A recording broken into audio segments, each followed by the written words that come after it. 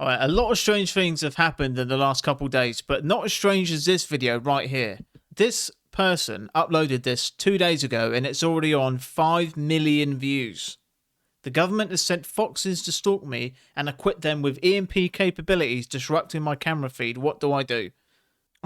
If this is true, maybe you shouldn't go outside, mate. That's all I'm going to say. Don't go outside. You know, lock your doors, everything. They're sending flipping FBI foxes after you. Okay. It's a fox. Bye, fox. Look, there's another fox. Okay, my zoom doesn't work. What the f is that? What is going on? And there he is. What the f? When I first watched that, I thought maybe this guy's off his head, but he might be telling the truth. This might be legit. We've all seen what the government did with the pigeons. Maybe they're thinking outside the fox, not the box. That was terrible. That was terrible. Yeah, and I thought this guy was just, could be someone who's mental until I saw the camera glitches. But let me know what your thoughts are down below. This is going super viral. Damn tree over there. Look, there's a dinosaur back there. I saw a head. I swear. There's a dinosaur in that building. It's trying to get out. But there's a tree blocking. I can only see the head. I saw like a mouth like this. I think it's some kind of Tyrannosaurus. Oh, look, there it is, there it is. Where is it at? I saw the top of the head right there. I swear. Look, you hear it's trying to get out. Oh, it's a whole Tyrannosaurus. See? Look, there's a head right there. Oh, dang. Hold on, let me zoom in. Oh, look, there's the head right there. Look, I told you. Now it's hiding behind that tree, but it's trying to get out. I've been telling everybody that there's been dinosaurs locked up in that building for years. I've lived here for 2 years. I hear the noises at night. And finally, I think it broke the shackles and it's trying to get out of that building. Y'all saw it shake, right? What is it? A flipping Constructor Taurus or something? You know, if a flipping T-Rex was in there, we've all seen Jurassic Park, that would rip that flipping tin roof off and wear it as a flipping sun hat, mate. Whatever it is, it looked like a vehicle would just come out of there. But even if a Tyrannosaurus Rex was on Earth, you wouldn't lock it in this shed, would you?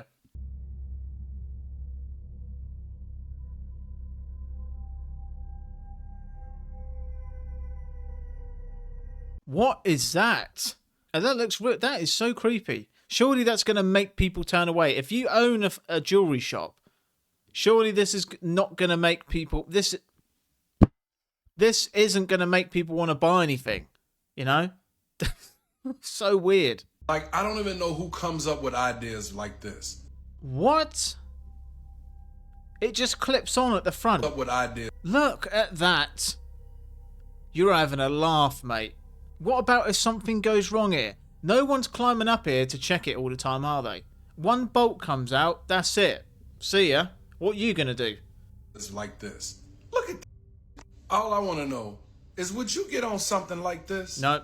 You get up to the top, they roll you out, and you like, hold on, wait, where the hell is the rest of the track? You're a little confused, but all of a sudden it starts to tilt, and you like, what the? Oh, hell no. Are we strapped in? Edith, I'm coming to join you, Edith. See, the thing is, it's not the hanging upside down bit that's the worst part. It's the fact that these two rails have to match perfectly for you to go from here onto this track. If something's knackered here or something's broke, that's it. You know, I'm all for having a good time in life, but not to be in the next Final Destination movie. So this video was a family doing a house viewing, all right? They're walking around the house filming it, and they hear a voice, but it's not coming from their family members because they're all together and they heard it in another room, but the house is empty. So if you want a solid answer not to buy a property, this is it, mate. So, yeah, maybe just leave. At least you got your answer anyway.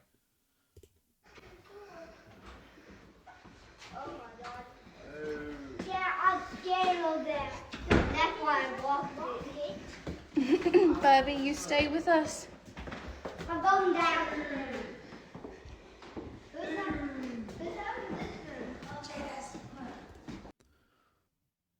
I heard it. I heard it. Jadis, it said. Look, listen.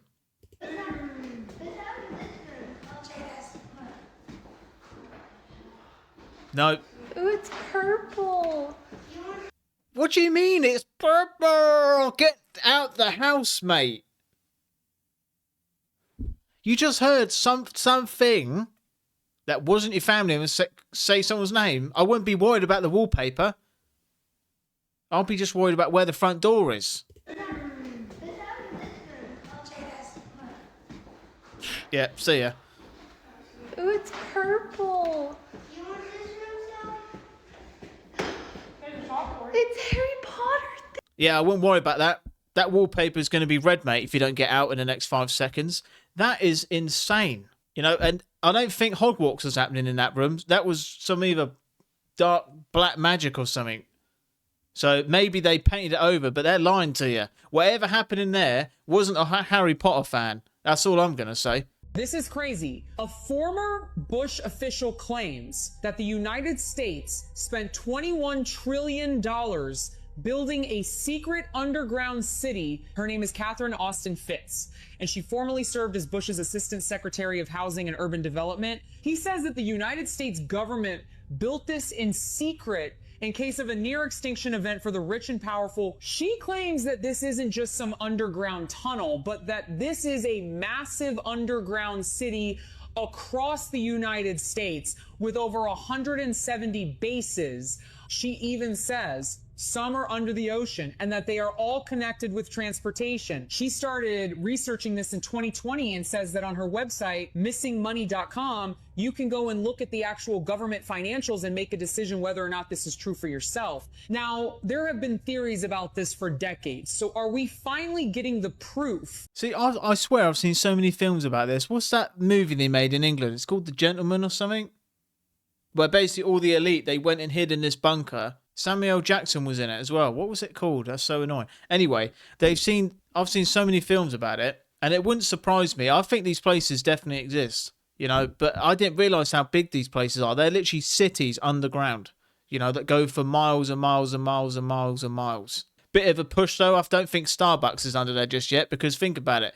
How are they going to get all the employees to say, look, don't say that you work in an underground base in a Starbucks? The CIA has a declassified document sitting in government archives right now that proves reality is a hologram. That your consciousness can leave your body. And that your mind can access information that hasn't even happened yet. And it's been sitting in those archives for 40 years and almost no one knows anything about it. In 1983, a lieutenant in Army intelligence named Wayne McDonald is ordered to evaluate the Gateway experience, a program that uses sound to push human consciousness outside of the body, beyond time and into states that mystics spent literal lifetimes trying to master. So in this 29-page detailed document, the US military confirms that consciousness operates outside of our bodies, that the universe itself is a hologram, and that with the right training, you watching this right now, you can exit space-time entirely. Your brain has two hemispheres where the left handles logic and linear time and the right handles intuition and pattern recognition. Most of the time they're firing out of sync, chaotic and weak. A regular light bulb produces light, but the photons scatter everywhere with no focus or no power, whereas a laser focuses those same photons into coherence, unified into a beam so concentrated that it can cut through steel and perform surgery at the cellular level. McDonald goes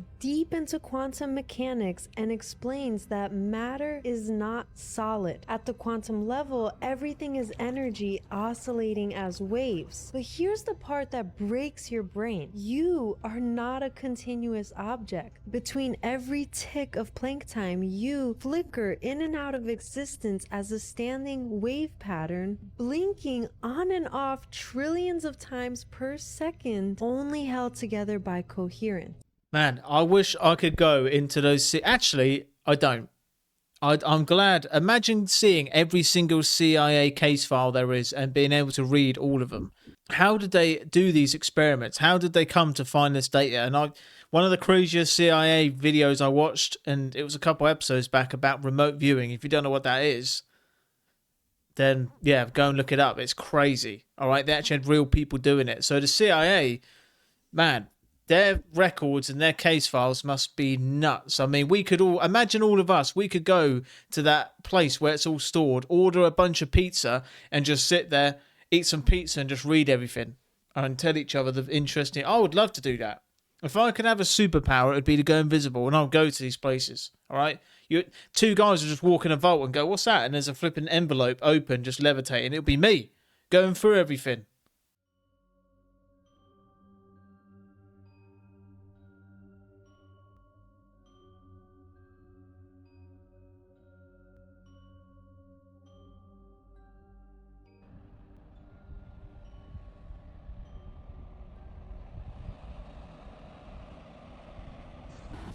Each of these trailers you see around me have transmitters in them.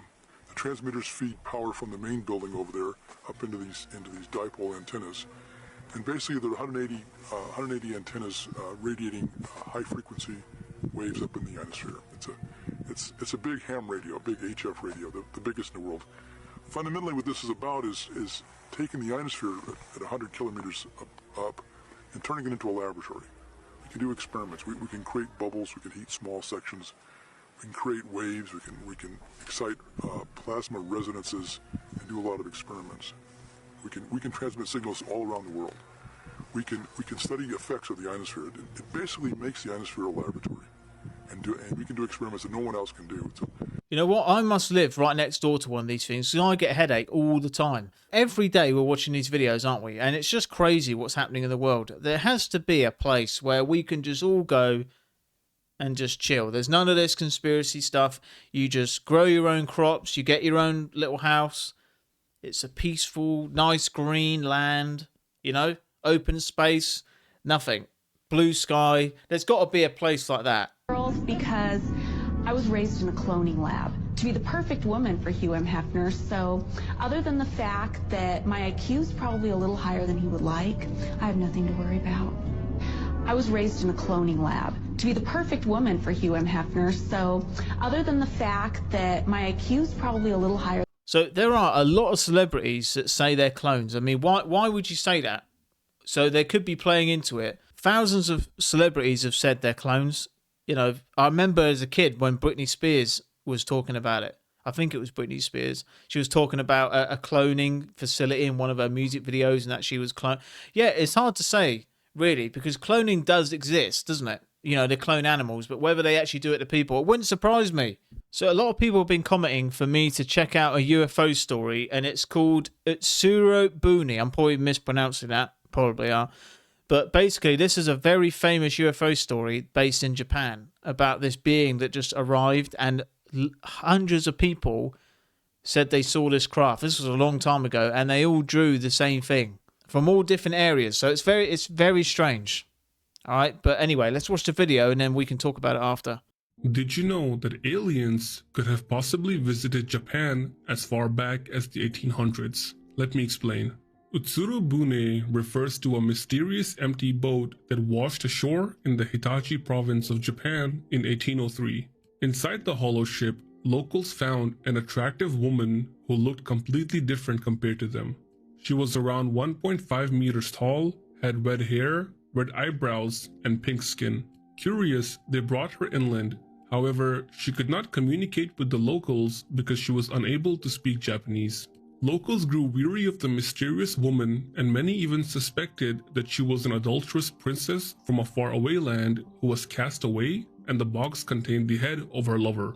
Unable to communicate with her and growing more anxious by the situation, they reassembled the boat, put the woman back on it, and let it drift away.